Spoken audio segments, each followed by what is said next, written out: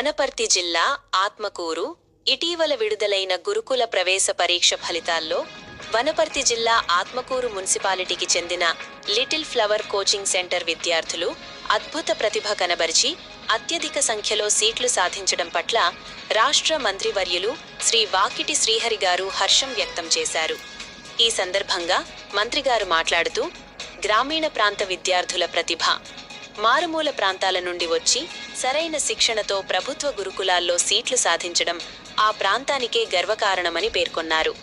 Coaching centre కృషి నాణ్యమైన శిక్షణ అందిస్తూ విద్యార్థులను విజేతలుగా తీర్చిదిద్దుతున్న లిటిల్ ఫ్లవర్ కోచింగ్ సెంటర్ నిర్వాహకులను మరియు ఉపాధ్యాయ బృందాన్ని ఆయన ప్రత్యేకంగా అభినందించారు.